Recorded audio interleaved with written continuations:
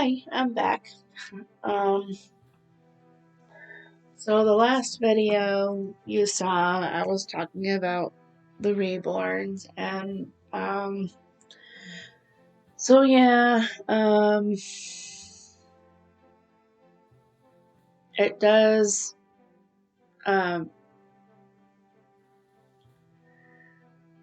there are a lot of issues with that, but the other thing is that having the hysterectomy and not being able to have children does play a big, huge part on the emotional part of it. So I do feel that that does link with a lot of the emotions that I have, and not being able to share that does bother me a lot. But I think with the reborns, it kind of helps with the maternal part. And I know that there's probably a lot of people out there who have dealt with the same things that I've dealt with, or may not have dealt with the same things I've dealt with. But they're not alone out there. Um, the reason why I'm sharing this video is because I know that there's probably some people out there who have gone through the same experience that I've gone through and may think that people may not understand, but I do. I understand.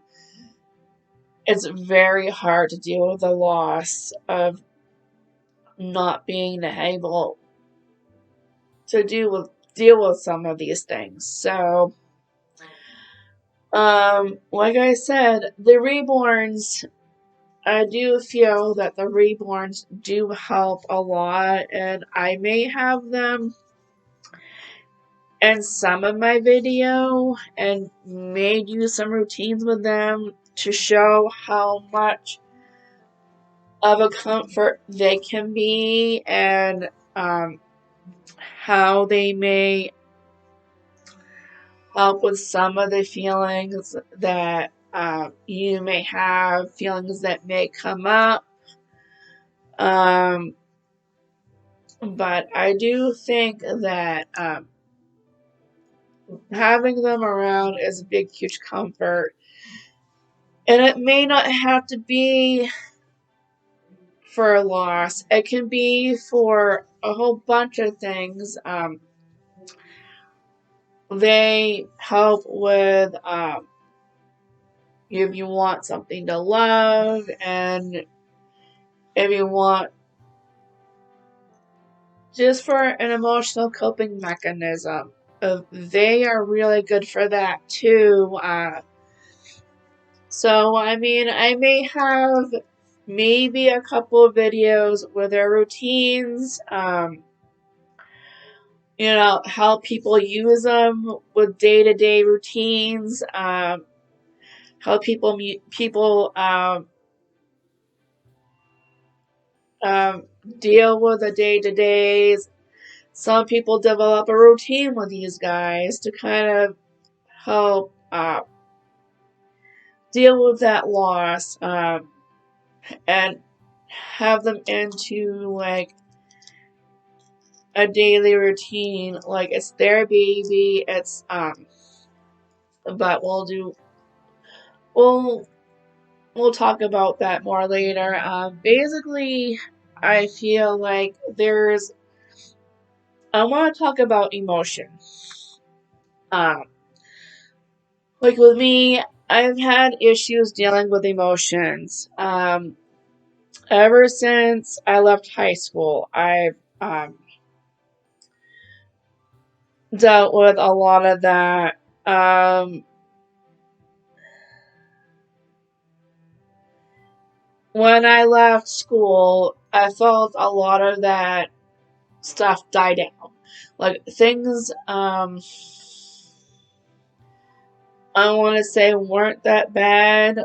When I was living at home, after high school, I mean, I still had the depression, I still had the anxiety, um, and a lot of the low self esteem, but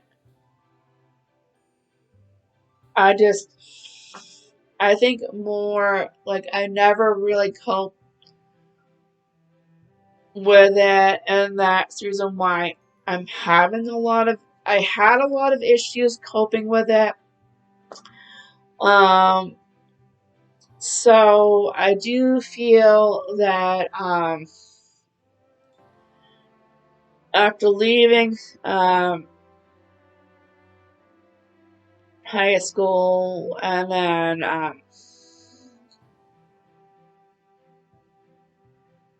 and I do feel that,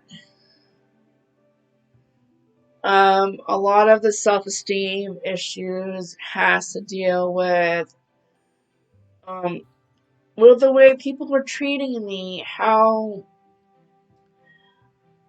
like, the bullying and the picking on, and there's a lot of things that went into that. So I had a lot of issues dealing with a lot of those emotions as well. So,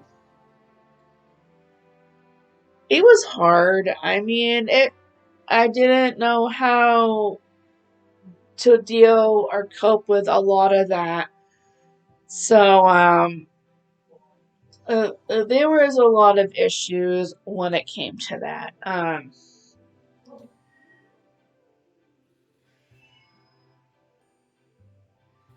But I never really expressed any of those emotions. I've always kept everything to myself. I never told anyone about the bullying. I never told anyone about what was going on in school. I always told, every time I went home, I said everything was fine. But technically, it wasn't fine, but I pretended like it was fine because I think deep down, I just really didn't want to deal with all those emotions. I didn't want to deal with how I was feeling. I felt like if I didn't deal with it, it would have went away. But I was wrong in that part. So, I never really said anything. I always kept things to myself, and that was mostly the hard part because I never let anyone in. And the more depressed and unhappy I was. I also didn't know how to cope with any of it. When I was around people, I acted like I said, I was fine. But the truth is, I wasn't fine. I was just, I felt like an empty shell. Basically, um, I just basically felt like, no one's gonna understand me. So what is the point? So, and I feel like,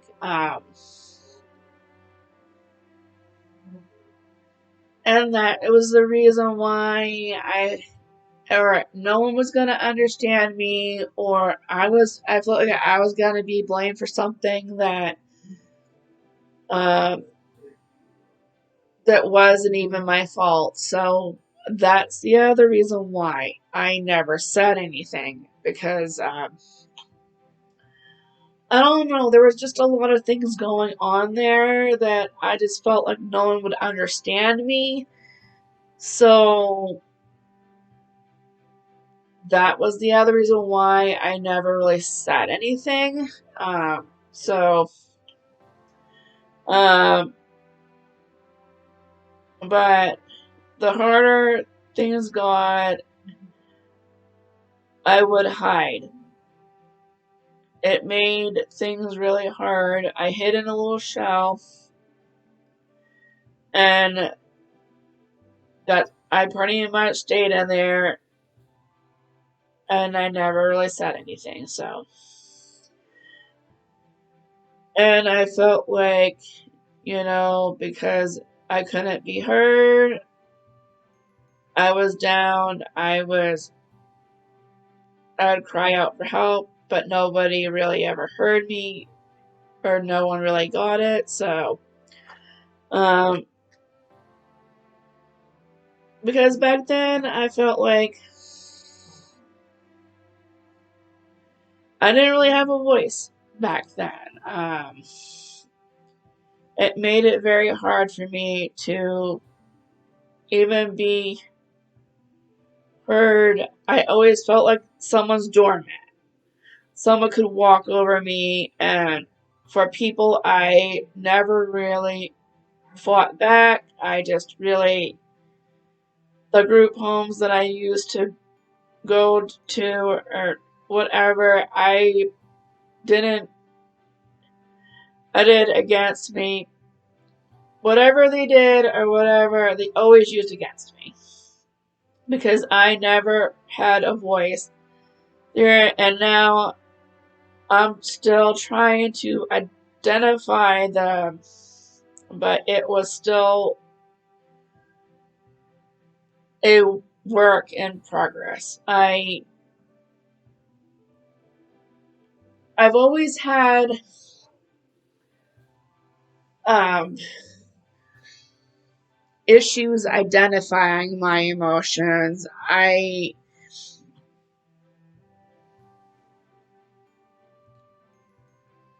always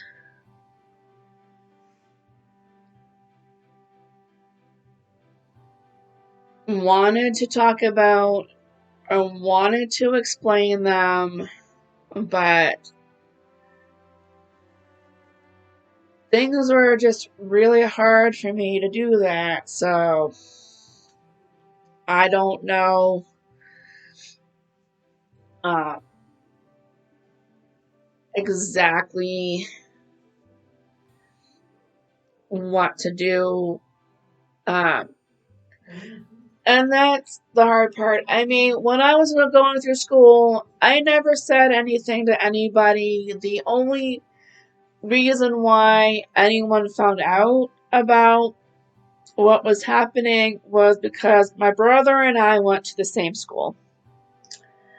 And my brother was the one who noticed that something was going on, and he was the one who said something about it.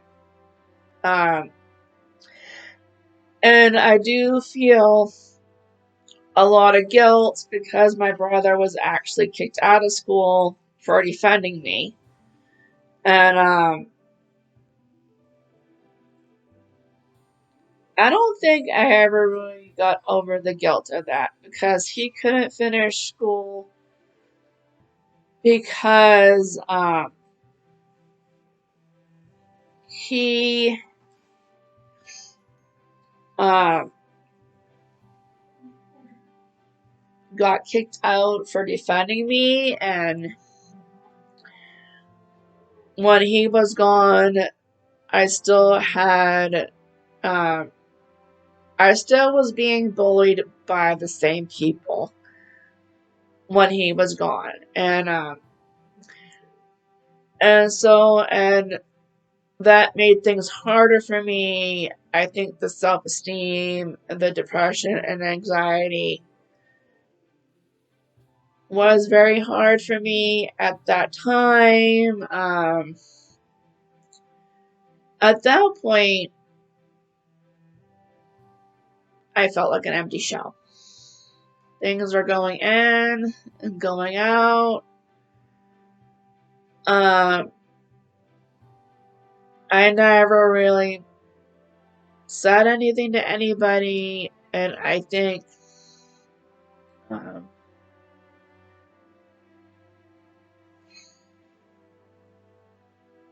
and I feel like that's where a lot of my self-esteem came from.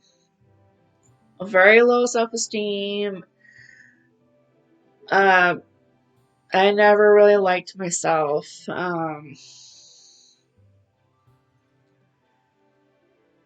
I've always, um, I've always had issues with um, liking myself or seeing myself. Um,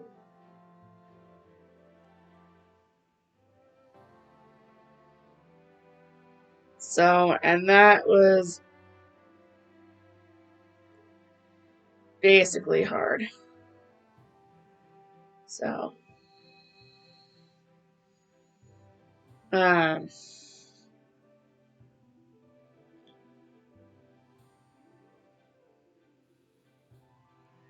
but yeah, um,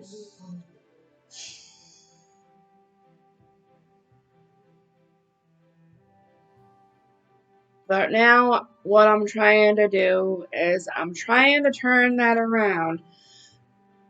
I don't want to feel like that anymore. I want to be able to like myself. I want to turn all the negative into positive. And that's what most of the videos are about. Not feeling bad for ourselves, but turning all this into positive. And so when I talk about a lot of things that happen to me, or it seems a little gloomy, I'm sorry, but just there's a lot of stuff that still affect me in some ways, and talking about it does bring up a lot of, I don't want to say bad vibes, but it opens a lot of wounds that I've had to deal with, and so it's hard. There is one topic that I haven't talked about, but I'm wanting to talk about it. And that is crappy landlords. um, Basically, when I was living in Sanford, my husband and I were living in a third bedroom or third story apartment. But then his health started getting bad, so we moved into another apartment. And so basically, when we moved in there, I thought everything was going to be hunky dory, but it really wasn't. It really wasn't hunky dory. It was bad. It was really, really bad. And the place we were living in really wasn't suitable to live in. And the landlord that we had really didn't care about what was going on. We've called her, we talked to her, but she didn't want to change anything. There was bed bugs, there was cockroaches, there was mold, there was a lot of stuff that people should not have to live in. And I don't know why my husband and I lived in there for so long. And basically, uh, that landlord took advantage of us. And when people talk about people taking advantage of you, they really don't include landlords, but it can happen. So, and it does happen. When they know, um, it just it happens a lot. It doesn't mean all landlords are like that, but some can be like that. So I do feel that people should be careful on where you live, and the landlords, and just be careful because, I mean, this woman took advantage of so many people. Um, and all she cared about was money. She didn't care about your health. She didn't care about your living conditions. All she cared about was getting paid. Um, and so, um, after everything that went on, and I told my caseworker about it, we actually got the apartment condemned because no one could live in there. It was ridiculous. But at the time we got it condemned, then the landlord wanted to make a deal with us because she didn't want to lose her precious apartments.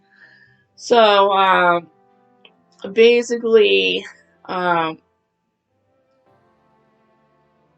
after we had the apartment condemned, we were working on getting out of there because that place really wasn't the best place to live in. So, after leaving there, we had to go to court, and that was not fun because she was trying to make our lives a living hell, but guess what? It actually bit her in the ass. Sorry, don't mean to swear. But it actually bit her in the butt. She actually had to pay. Um, they reduced the rent, and people lived there until they could move out. Even though she was evicting people, but they couldn't get evicted because none of that stuff was their fault. Um, but a lot of things we lost everything to that apartment and to her. We barely got when we left that apartment. We only salvaged and saved a little bit. We barely saved anything at all when we were leaving that apartment. We lost everything. So, and that's another topic that's really hard for me to talk about because my husband and I lost everything. My husband and I ended up homeless. And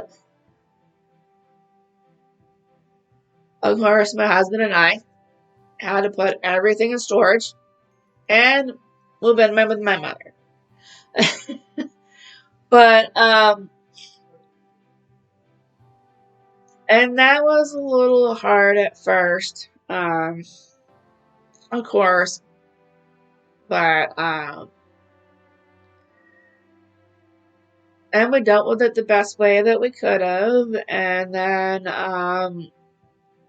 we actually got an apartment in Saco, and,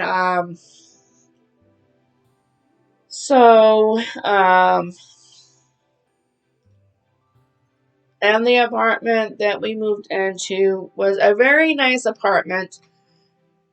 But the sad part was we brought a little bit of our friends with us because I didn't know they attached themselves to the totes. So we actually brought a few things with us when we moved into Saco Apartments. But the landlord was really nice and they actually took care of the problem. They weren't happy about it, but they were but they took care of the problem and they were really nice about it, even though they didn't have very happy faces. It took us a while to build everything back, to get everything that we lost.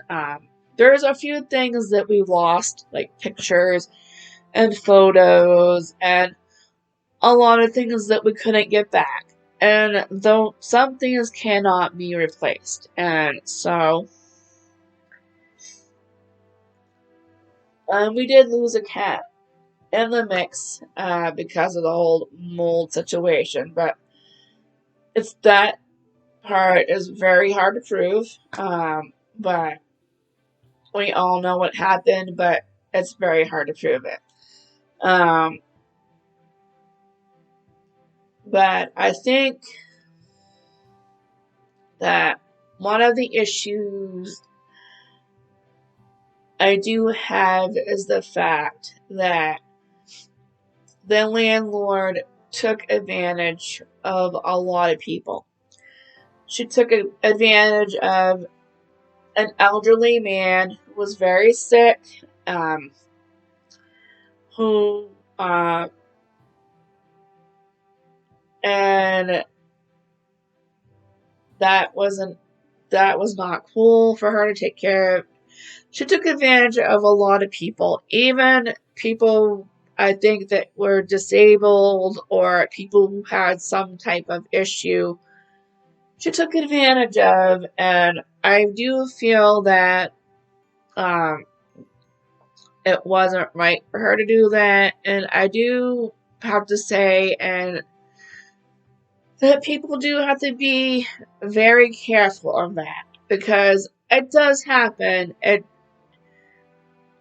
A lot of people may not be like that, but you do have to watch out for the people that do that. So yeah, maybe we'll have more on this later in another video. I don't know. It may be a while because this topic is a little bit hard for me to talk about. So, all right. Hit the like and subscribe button. Ta for now. Bye.